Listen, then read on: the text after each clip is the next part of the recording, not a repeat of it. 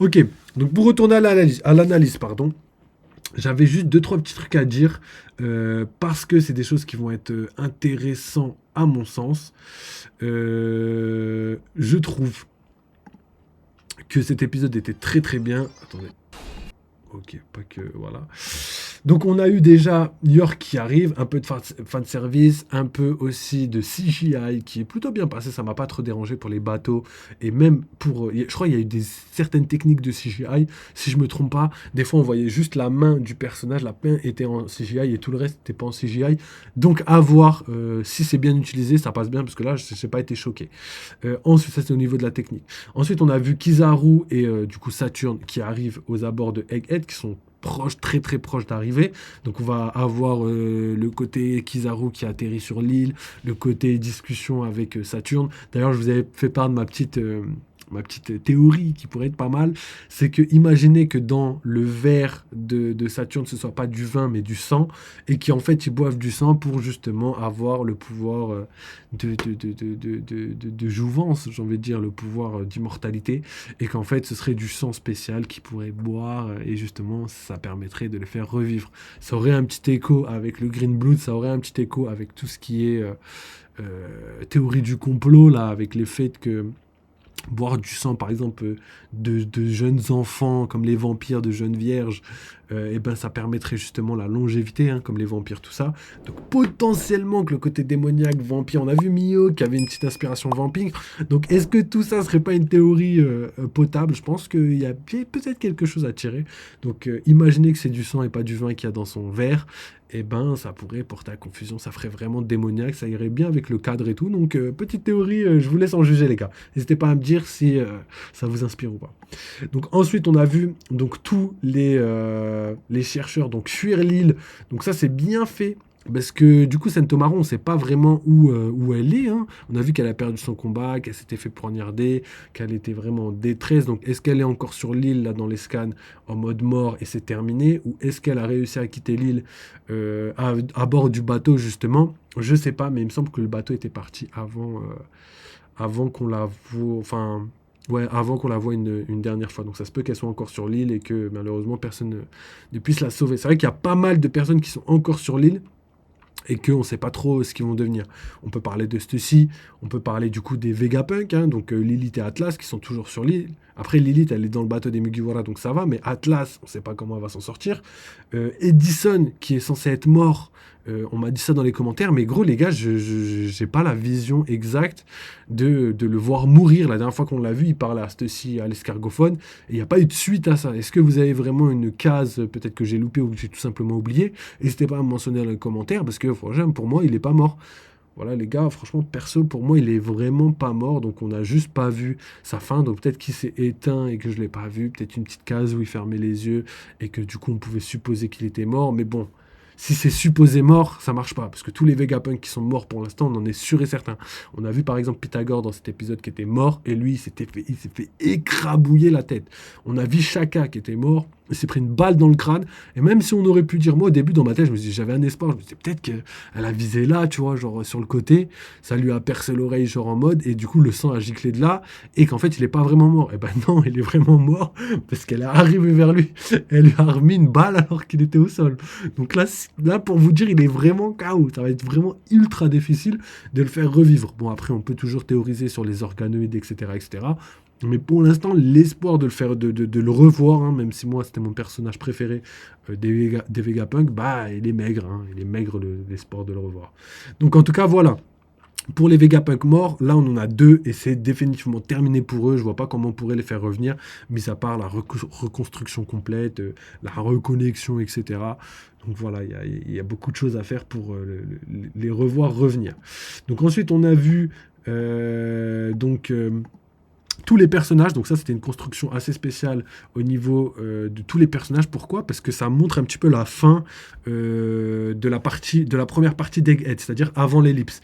Ça montre la fin parce que voilà, l'auteur a décidé, même la Toei a décidé de faire un tour sur l'ensemble des personnages, histoire qu'on ait la vision et l'emplacement de chaque personnage, et que justement tous ces personnages vont aller à des endroits précis, ils ont tous une mission précise, et justement on va les quitter sur ça et on va aller après l'ellipse les retrouver dans un tout autre endroit justement, et on comprendra un petit peu ce qui s'est passé.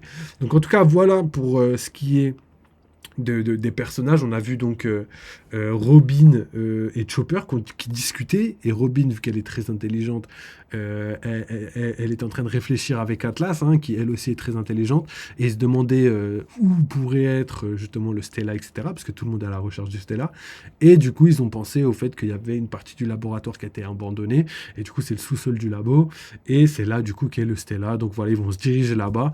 Et après ça, pour les gens qui se rappellent, la seule chose qu'on peut savoir, c'est que Robin était carrément blessée, incapable de se battre, et qu'elle était en train de dormir un petit peu, j'ai envie de dire, dans la salle quand on la retrouve. Donc on sait absolument pas ce qui s'est passé. C'est la dernière image qu'on a de Robin, et quand on la revoit, elle est blessée. Donc voilà, des interrogations auxquelles on n'a pas de réponse pour l'instant, mais qui devraient arriver incessamment sous peu. Donc est-ce qu'elle a affronté un, un Séraphin? C'est très probable. Est-ce qu'elle a affronté York? Peut-être, parce qu'elle se dirige là-bas.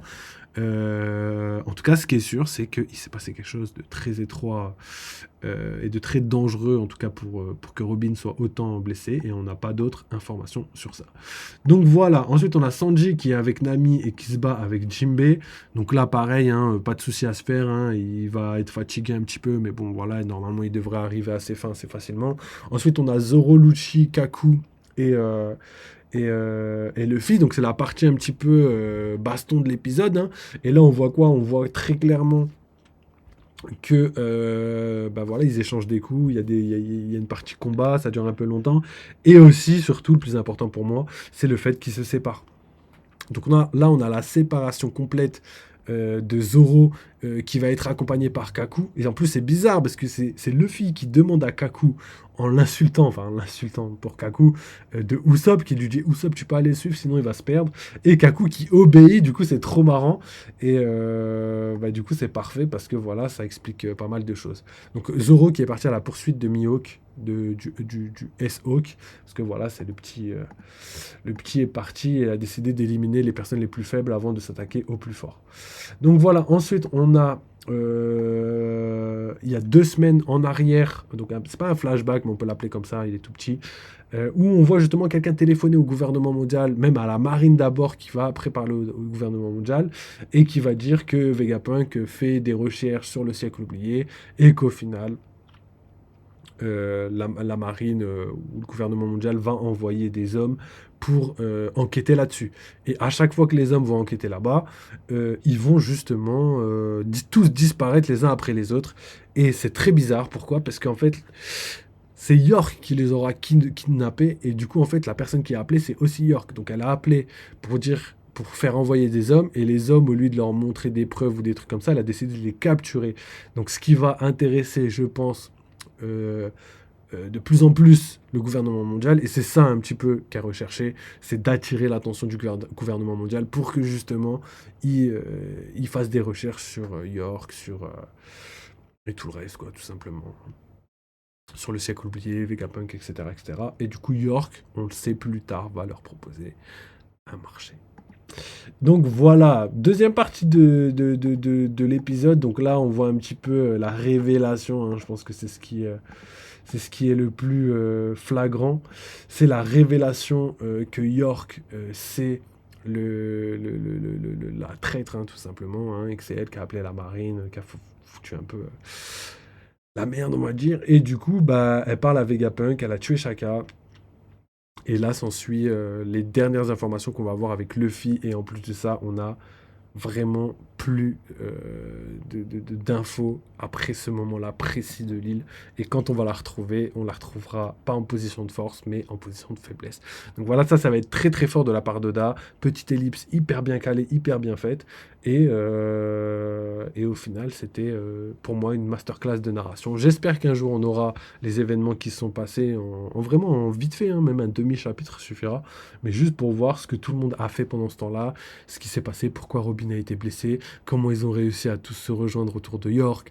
Euh, comment ils ont libéré les agents du Cypherpole, étant donné que à la fin, tous les Cypherpole disaient Waouh, vous êtes nos héros, merci beaucoup, machin chose et tout. Comment ils ont capturé les Séraphins? On a vu qu'ils étaient dans les bulles, mais qui a fait ça, étant donné que Lilith, elle était emprisonnée? On sait que Luffy a réussi à faire en sorte de plus les emprisonner. Donc, est-ce qu'il a battu le S-Beer? Est-ce qu'il a réussi à le vaincre? Comment il en est arrivé de passer à juste un combat contre le S-Beer, de arriver vers le S-Hawk, de lui demander de libérer ses amis et qu'au final il libère ses amis. Ah les gars, hein, je sais pas, mais il y a beaucoup d'interrogations, il s'est passé énormément de choses et franchement, je peux que féliciter la narration, pardon. Donc voilà, et après du coup, on a que le petit flashback et on s'arrêtera sur ça. Et évidemment, ça c'est trop lourd. On a donc la révélation que le prochain épisode c'est sur Shanks, qu'il y aura un Kamusari qui arrive très très vite et très très fort et qui va vraiment littéralement faire trembler le monde entier. Et d'ailleurs, je sais pas si vous l'avez vu, mais n'hésitez pas à aller regarder la dernière image. Dès que vous regardez la dernière image, vous comprendrez directement que le prochain épisode, c'est une masterclass. Parce que, en termes d'animation, on a vraiment quelque chose de fou. On a, vous savez, le haki de l'observation max avec justement un espèce de zoom, une animation vraiment ultra rapide et ultra badass. Donc vous savez déjà que la semaine prochaine, ça va être légendaire. Ça va être magnifique. Donc préparez-vous pour la semaine prochaine et on aura un épisode de légende. En tout cas, voilà en tout cas pour aujourd'hui. Ça fait beaucoup d'en tout cas, mais, mais voilà pour aujourd'hui. L'analyse, la react à l'épisode. Franchement, j'ai kiffé. Très bon épisode. Hein. Je mettrai un bon 7,5 sur 10. Et la semaine prochaine, j'espère avoir un bon 8 sur 10 parce que voilà, il le mérite. Et les événements qui vont arriver sont des événements qui vont retourner un petit peu tout le monde. Donc voilà, merci d'avoir suivi ce live les gars, n'oubliez pas, il y a le Twitter, le Discord, il y a aussi la souscription YouTube si jamais vous voulez participer de manière financière au développement de la chaîne, vous le pouvez, ça coûte 3,99 €, vous avez accès à des vidéos en avance, à des vidéos exclusives, à des badges, des emojis, mais aussi à des commentaires mis en avant, auxquels je répondrai bien plus rapidement qu'aux autres. Donc n'hésitez pas les gars, si vous voulez soutenir la chaîne, vous savez comment faire. Et sinon, le petit like, le petit follow, le petit commentaire, c'est ce qui aide le plus le référencement et le développement au niveau de l'algorithme. Donc voilà les gars, vous savez exactement quoi faire, comment le faire si vous voulez nous aider. Donc voilà, moi je taffe quand même malade les gars, je vous en donne là par exemple aujourd'hui je devais pas live, je me suis dit bon allez vas-y je vais live parce que il le faut les gars, j'ai déjà pris une pause dans la semaine donc voilà, tout le reste c'est pas de pause. Donc là ce soir je vais faire du montage, je vais terminer tout ça et on est reparti demain, un petit live gaming. Donc voilà les gars, hein. D'ailleurs les spoils arrivent mardi, mercredi et jeudi c'est le chapitre. Vendredi petit live gaming, pareil pour samedi. Et dimanche, l'épisode majestueux qui va arriver avec Shanks, Kamusari, vous avez capté. Donc voilà les gars, encore merci pour toute la force, pour tout ce que vous faites. Pour les gars là qui mettent leurs petits commentaires, je vous vois, merci beaucoup. Pour les gars qui mettent juste référencement, des trucs comme ça et tout, juste pour que ça m'aide. Merci beaucoup les gars, vous faites un taf de ouf. C'est grâce à vous tout ça. Et moi, en contrepartie, voilà, hein, je ferai le maximum pour vous plaire. Et d'ailleurs, même pour pas que vous plaire, mais aussi vous donner du contenu de qualité surtout. Et d'ailleurs, j'ai failli oublier, mais il y a une très grosse vidéo sur le Live Pimento qui a été montée, qui est hyper jolie, les gars. Il est hyper bien fait. J'ai fait quand même un live. En tout cas, je suis assez fier du rendu. Et c'est très, très bientôt fini. Là, je pense que la semaine prochaine sera finie. Donc, je pense que je vous la sortirai le mois prochain. Et ce mois-ci, il y a la vidéo théorie One Piece. N'hésitez pas à aller la checker. Je vous la mettrai en épinglé sur la chaîne. Je vous la mettrai même partout. Je vous préviendrai, vous inquiétez pas. Et ça va sortir sûrement la semaine prochaine, voire la semaine d'après, mais avec un peu de chance, la semaine prochaine, ça y est, dimanche, soyez à l'affût. Je pense qu'il y a moyen que ça sorte dimanche. Donc voilà les gars, encore merci. N'oubliez pas, vive les jeux vidéo, vive One Piece, et à très bientôt. Vive la commu aussi, n'oubliez pas, c'est grâce à vous. Allez les gars, ciao, et bon dimanche.